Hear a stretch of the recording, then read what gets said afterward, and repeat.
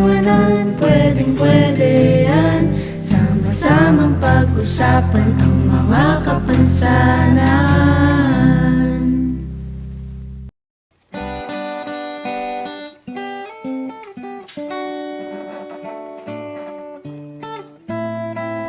Well, sabi kasi sa akin ng psychologist ko, kasi I had nagka-psych test ako. She wished that I had gotten diagnosed sooner so that I wouldn't have struggled like by myself for so long. Kasi that's part of having a mental disorder. It's really not something you can deal with by yourself.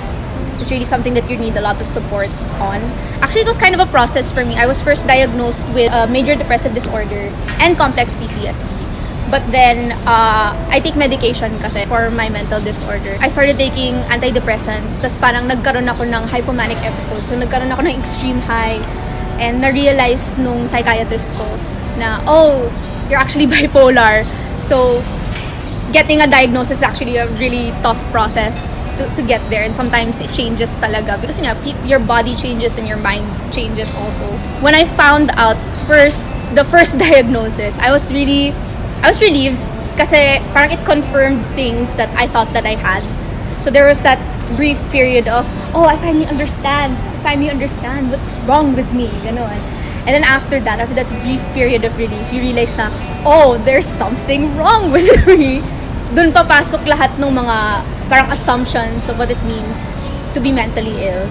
And then you start to think about all of the depictions of mentally ill people that you've ever seen in your life, like in media, like in other people, ganon, the people who are mentally ill and aren't getting support, yung ganon.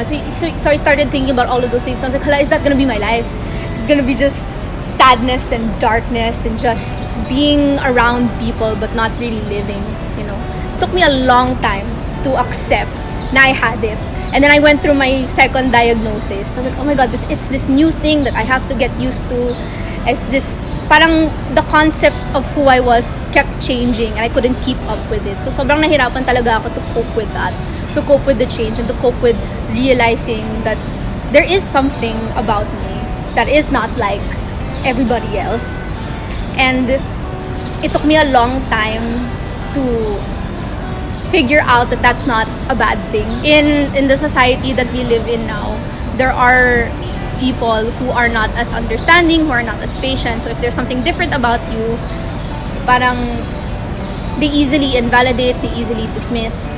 So for the longest time ako, for example with my family, when I would tell them that I was struggling talaga, for them it's like, that's life. Gaganon sila sa akin. That's life. Just deal with it. You know, everybody goes through that. Yun yung lagi nila sinasabi sa akin.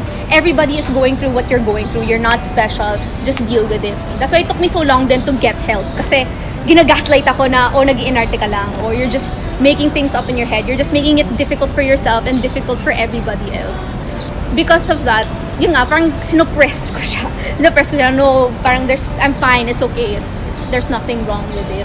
Pero, of course, when you press something down, when you push it down, it erupts, diba? I went through so many breakdowns before I finally accepted na there is something different about me and I have to deal with it. It's not something I can run away from. It's not something that I should hide. It's something that I should confront. And confronting it is not easy. You know, confronting it, until now I still confront it. I still deal with it, diba? Especially with medication. Kasi some people with mental disorders, sometimes they need meds for their brain to function in a way na productive sila sa everyday life nila. So I take meds kasi yun nga, I go through the depressive episodes. Tas sometimes as in I can't get out of bed without them. I can't sleep without them. So I take them para maging normal ako na tao. Having medication then, it's not easy kasi yun nga, I also went through a period na you adjust kasi to medication eh. You adjust to it. So, umiba din yung medication ko. So, dumagdag yon to me hating my mental illness. To me hating this part of me. Because it was so hard. It was so hard to adjust to it. Until now, I'm still adjusting to it. And I want to say that it gets easier, but then it gets ugly first before it starts getting easier. So, yeah. Sama-sama pag-usapan ang mga kapansanan, pwede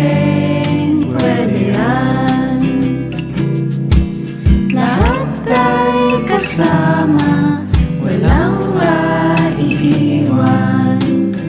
Pwedeng pag-usapan ang mga kapansanan.